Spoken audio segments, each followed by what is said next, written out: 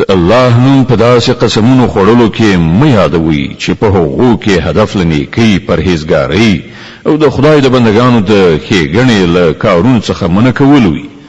الله ستاسې ټولې خبرې اوري او په هر څه پوهیږي. کوم بې معنا قسمونه چې تاسې بې ارادي خوړلي وي پر هغو باندې مو الله نه نیسي، خو کوم قسمونه چې تاسې د زړه له کومې خوړلي وي پر هغو به مو ارومرو نیسي. الله ډیر بخونکی او تیریدونکی دی. کوم خلک چې له خپلو ښځو سره د نااړوندۍ قسم کوي هغو ته 4 میاشتې وخت دی. که ورته رجوع وکړه نو الله بخونکی او رحیم دی.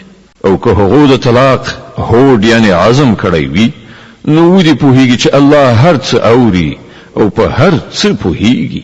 کوم ښځو ته چې طلاق ورکړی شوی وي هغوی د 3 حیضونو موده په انتظار تیر کړي او دا ورته روانه ده چې هغه څه چې الله د دوی په رحم کې پیدا کړی وي هغه پټ کړي. هغوی ته هیڅ کله نه ښایي چې داسې وکړي که په خدای او د آخرت په ورځ ایمان لري. که د هغو میړونو د خپلو اړیکو سمولو لپاره چمتو وي نو د همدې عدت په دوران کې په خپل نکاح کې د هغو د بیا راوستلو حق لري.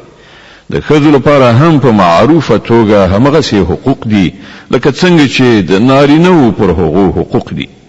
البته نارینه پر هغو باندې یو درجه لري او پر ټولو باندې الله غالب مقتدر او د حکمت او پوهې څښتن دی. طلاق 2 ځله دی. بیا دې یا په سمه توګه ښځه وساتله شي او یا دې په ښه توګه رخصت کړی شي. او په داسې شان رخصتول تاسې ته روان نه دي چې څه شی مو ورکړي وي له هغو نه یو څه بیرته ترې واخلي. البته دا مستثنا ده چې ښځه او میړه د الله په حدودو باندې په درېدو کې اندېښمن وي. په داسې صورت کې که تاسې ته دا ویره وي چې هغوی دواړه به د الله پر حدودو ټینګ پاتې نشي نو د هغو دواړو په منځ کې د دې خبرې باک نشته چې ښځه خپل میړه ته یو څه بدل ورکړي او ځان ورڅخه بیل کړي. دا د الله ټاکلي پولې دي، له دې نه مه اوړئ. او څوک چې د خدای د پولو نه واوړي همغوی ظالمان دي. بیا کله 2 ځله طلاق ورکولو نه وروسته ښځې ته 3م ځل طلاق ورکړي نو هغه ښځه بیا د هغه لپاره روان نه ده مګر دا چې بل چا سره د هغې نکاح وشي او هغه طلاق کړي. کله هغه وروسته لومړي میړه او دې ښځې دواړو دا فکر وکړ چې پر الهي حدودو به ودرېږي نو که دوی یو بل ته رجوع وکړي څه باک نشته. دا د الله ټاکلي حدود دي. د هغو خلکو د لارمیندنې لپاره یې څرګندوي چې د هغه د حدودو د ماتولو په عاقبت پوهیږي.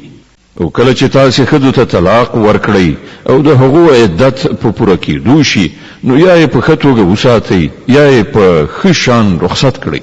محض د ربړولو لپاره یې مه ایساروئ چې دا به تیری زیاتی وي.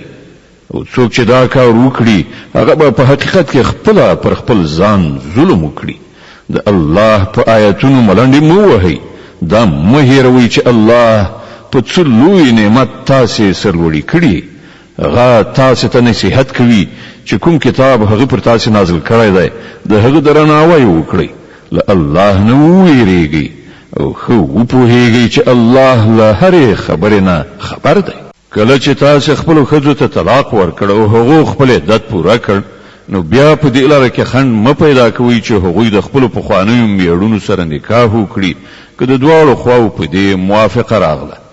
تاسې ته ښودنه کیږي چې هیڅکله داسې حرکت مه کوئ که پر الله او د آخرت په ورځ ایمان لرئ. ستاسې لپاره مناسبه او سپېڅلې لاره هم دا ده چې له دې نه ځان وژغورئ.